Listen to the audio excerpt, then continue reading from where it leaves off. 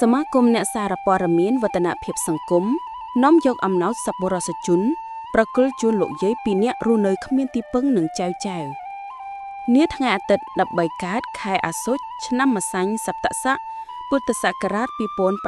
2569ត្រូវនឹងថ្ងៃទី5ខែតុលាឆ្នាំ2025ឯកឧត្តមសុខប៊ុនសំណាងអនុប្រធានទី1តំណាងឲ្យឯកឧត្តមខួយពិសិដ្ឋប្រធានសមាគមអ្នកសារព័ត៌មានវឌ្ឍនភាពសង្គមរួមនឹងក្រុមការងារបាននាំយកអំណោយចុះផ្ទុយប្រគល់ជូនដល់ផ្ទះលោកយាយទាំងពីរនាក់ឈ្មោះចាបសំអាយុ65ឆ្នាំនិងឈ្មោះចាបយុនអាយុ81ឆ្នាំលោកយាយទាំងពីរមានជំងឺប្រចាំកាយរស់នៅជាមួយកូននិងចៅ3នាក់ដែលរើសផ្អេចាយចិញ្ចឹមជីវិតរកព្រឹកខ្វះល្ងាចនិងសូមដៃគេសង់ខ្ទមរស់នៅបណ្ដោះអាសន្ននៅក្រុមទី2ភូមិបឹងឈូកសង្កាត់គីឡូម៉ែត្រលេខ6ខណ្ឌឫស្សីកែវរាជធានីភ្នំពេញក្នុងអំណោយនោះផងដែរលោកយាយទាំងពីរនាក់ក្នុងម្នាក់ទទួលបានអំណោយរួមមានអង្ករ50គីឡូក្រាមមីជាតិ1កែកទឹកត្រី1យួរស៊ុតមាន់1ឡូ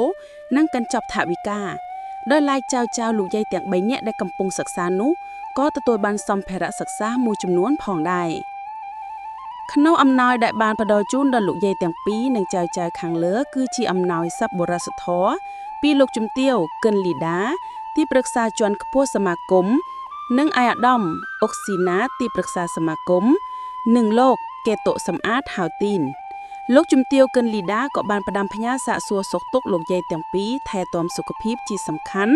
និងជូនពរដល់លោកយាយឲ្យមានសុខភាពល្អ